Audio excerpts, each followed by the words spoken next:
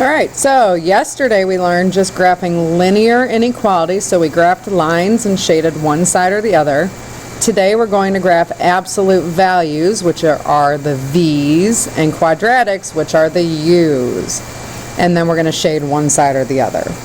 So on number 1 here, we have a quadratic because it's something squared, it's x squared. So this is going to be U-shaped. So you need to remember, how do we graph that? Well, first we find the vertex using our HK. This is H, and this is K, and H always lies, so this is -3, -5. So we're going to go left 3 and down 5 and put a dot. And then from there we're going to make a little XY chart. And we are going to plug in some values. So I'm going to plug in -2, which is a point to the right.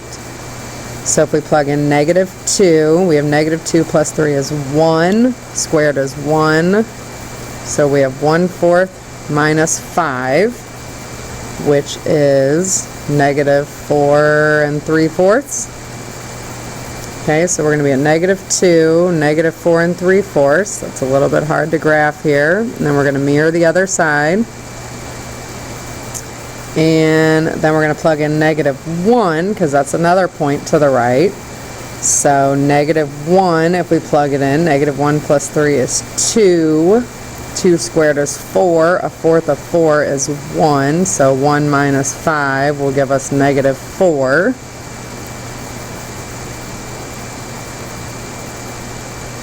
And we're going to make sure that this is U-shaped. And we're going to follow the same thing as before of if it's less than or greater than, we're going to use a dashed line or a dotted line. And if it's less than or equal to, greater than or equal to, it'll be a solid line. Since this is greater than or equal to, it's going to be a nice solid U shape. And now we have to decide which side of that we are shading. So we want all the y's bigger than this graph. So we want the y's greater than this quadratic. Here's our y-axis, and I want all the y's above the quadratic. So we're shading above the quadratic. So everything from the quadratic and above it. Okay, number 2, that's an absolute value in that equation, so this graph's going to be a V. Again, we need the vertex, which is going to be HK. H always lies, so this is 4, 5. So we're going to go right 4, up 5, and put a dot. That's our vertex. And then our A here is -2/3. That means it's going to be upside down V. And we're going to go down 2 over 1. I mean over 3. Down 2 over 3. To get our slope of 2/3, and we're going to mirror that on the other side.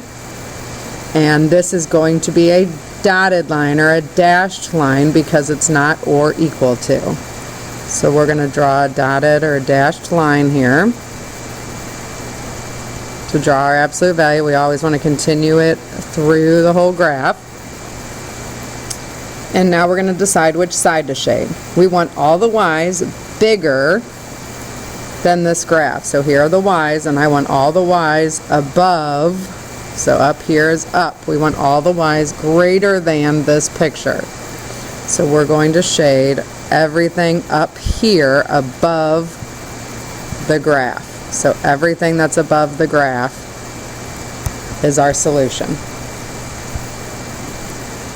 Okay, so what we're going to do is graph the U or the V, graph the quadratic or the absolute value, decide if it's solid or dotted, and then decide if you're shading above for greater than, both of these were above, or below for less than.